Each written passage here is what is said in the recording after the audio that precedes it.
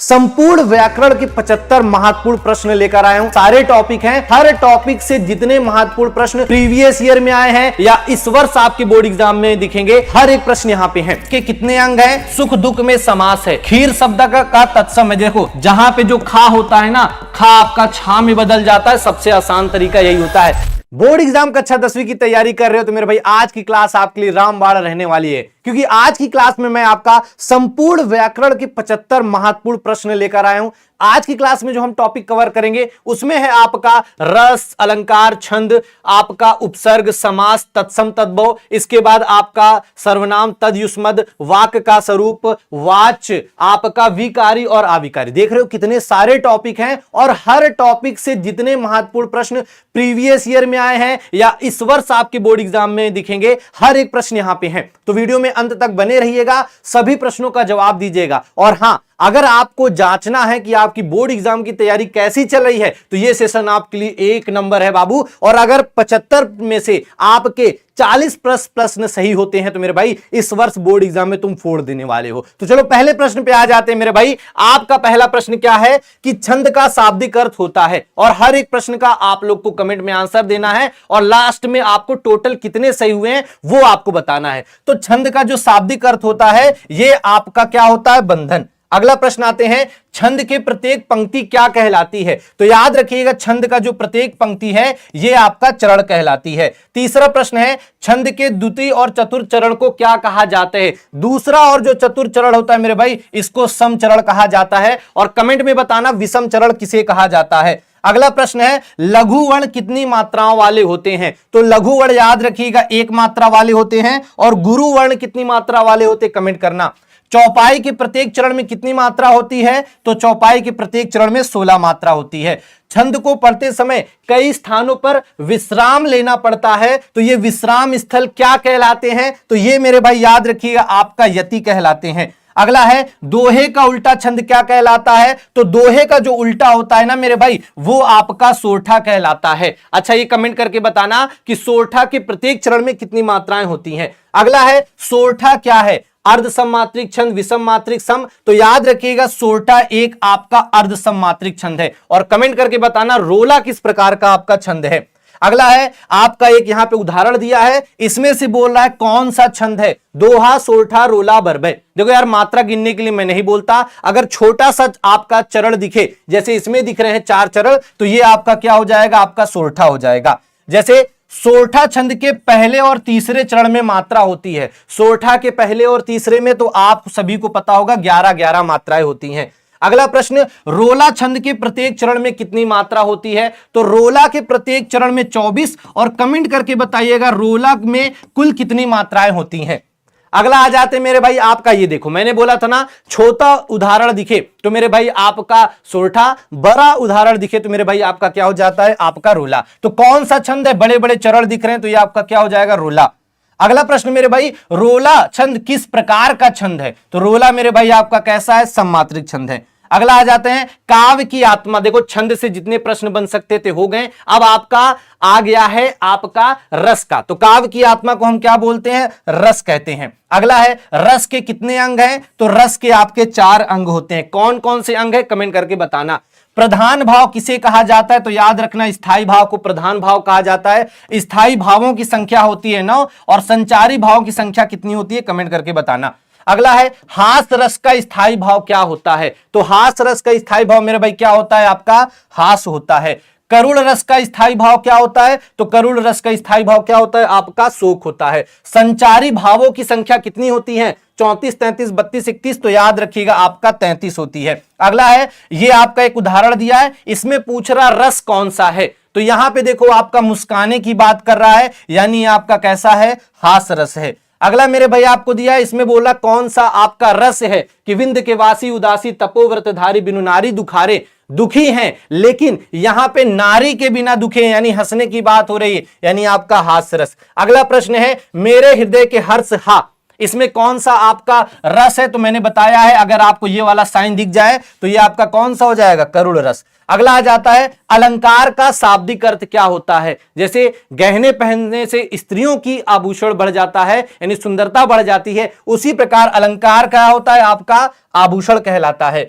पीपर पात सरिस मंडोला में अलंकार है। अगर किसी उदाहरण में आपको सा से शीशम सरिस शब्द दिखे तो ये आपका उपमा अलंकार होता है। अगला है आपका यहां पे कौन सा अलंकार पूछा है, आहुति से गिर पड़ी चिता पर, यानी यहां पे सा से शीशम सरिस यानी आपका उपमा अलंकार। अगला आ जाते हैं चरण कमल बंधु हरिराई में आपका अलंकार है, दो शब्दों के बीच में योजक चिन्ह दिखेगा तो आपका कौन सा हो जाता है, रूपक अलंकार। अगला आ जाता है यहां पे एक उदाहरण दिया है, इसमें से अलंकार पूछा है, तो यहां पे आप देखो सोहत ओढ़े पीठ उपत श्याम सलोने गात, यहां पे मनो नीलमणि, अगर मन मानो मनहु जनु ऐसे शब्द दिखते हैं तो आपका उत्प्रेक्षा अलंकार कहलाता है। वह दीप शिखा सी अलंकार पूछा है, सा से शीशम सरिस यानी आपका उपमा अलंकार। अगला आ जाते हैं मनहु जनु, ये किसके वाचक शब्द हैं, तो याद रखिएगा ये सब आपके उत्प्रेक्षा अलंकार के हैं। समास देखो, अब भाई आपका समास आ गया, समास के कितने भेद हैं, तो याद रखिएगा समास के कितने भेद हैं, 6 भेद हैं। जब प्रथम शब्द संख्यावाची होता है, पहला शब्द संख्यावाची दिखे यानी मेरे भाई आपका ये क्या हो जाएगा, द्विगु समास। अगला लिखा है चरण कमल में समास है, तो चरण कमल में याद रखिएगा कर्मधारय समास है। अगला है सुख दुख में समास है, तो इसमें भी दो शब्दों के बीच में अगर आपको योजक चिन्ह दिखे तो ये मेरे भाई आपका क्या हो जाता है, द्वंद्व समास। अगला आ जाते हैं तिरंगा में कौन सा समास है, तो यहां पे पहला शब्द संख्यावाची है जिसकी वजह से आपका क्या हो जाएगा, द्विगु समास। अगला आ जाते हैं शताब्दी में कौन सा समास है, पहला शब्द संख्यावाची यानी आपका द्विगु समास। अगला आ जाते तिरंगा में पहला शब्द ती यानी संख्यावाची यानी आपका द्विगु समास। अगला आ जाते पंचवटी, पहली संख्या यानी आपका क्या हो जाएगा, द्विगु समास। अगला आ जाते हैं निम्नलिखित, अब आपका वाक्य आ गया, वाक्य का वाच्य आपको लिखना है कि पर्यटकों द्वारा तीर्थ यात्रा की जाएगी। इसमें आपको बताना ये कर्तवाच्य है, भाववाच्य है, कर्मवाच्य या करणवाच्य। यहां पे देखो आपको वाक्य में द्वारा दिख गया, अगर किसी वाक्य में आपको द्वारा दिख जाए तो ये मेरे भाई आपका क्या हो जाता है, कर्मवाच्य। और भाववाच्य में आपको क्या दिखता है, नहीं, और इन दोनों चीज ना दिखे तो आपका कर्तवाच्य। तो यहां पे छात्र विद्यालय में खेलते हैं, इसको कर्तवाच्य का कर्मवाच्य में बदलना है, और कर्मवाच्य का मतलब वाक्य में जहां द्वारा दिखे वो आपका कर्मवाच्य हो गया। तो अगर इन सब को देखेंगे तो इस वाले में द्वारा दिख रहा है यानी ये आपका आंसर सही है।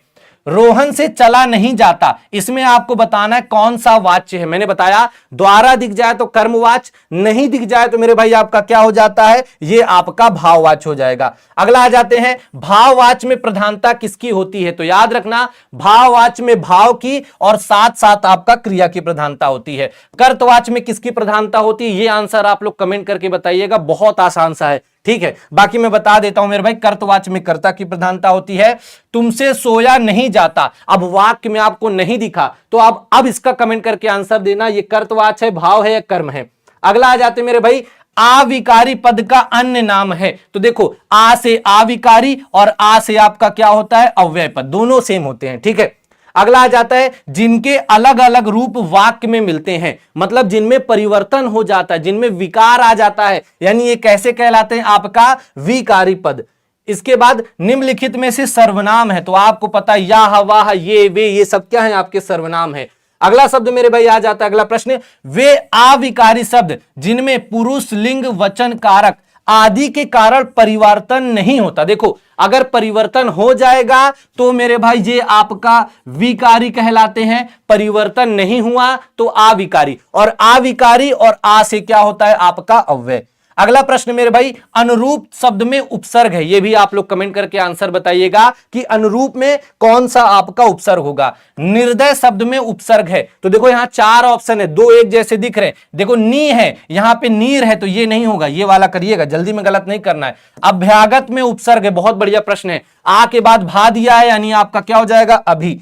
अगला प्रश्न खीर शब्द का तत्सम है, देखो जहां पे जो खा होता है ना, खा आपका छा में बदल जाता है, सबसे आसान तरीका यही होता है, तो यहां पे देखो खा का क्या हो जाएगा, क्षीर हो जाएगा। अगला है खेत, मैंने बताया खा को क्या बदल देंगे, छा में यानी क्षेत्र। अगला प्रश्न है वाक्य के कितने अंग होते हैं, वाक्य के कितने अंग होते हैं, कमेंट करके बताना। 2 अंग होते हैं, कौन कौन से बता देना भैया।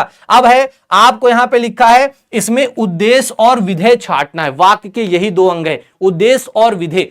तो उद्देश्य अगर देखो तो यहां पे अभिनव मेरा अभिन्न मित्र है, तो अभिनव क्या हो जाएगा, आपका उद्देश्य हो जाएगा, और इसका जो बचा हुआ हिस्सा क्या हो गया, वो आपका विधेय हो जाएगा। अगला है अर्थ के आधार पर वाक्य के कितने भेद है। बहुत आसान सी ट्रिक है, आ और था 1 और 2, और 2 का क्यूब करोगे तो मेरे भाई 8 होता है, यानी 8 प्रकार के। अगला है रचना के आधार पर वाक्य के कितने भेद हैं, तो रचना 1, 2 और 3, यानी कितना आंसर हो जाएगा आपका 3। कौन कौन से होते हैं ये भी कमेंट करके बता ही देना, आता होगा तो।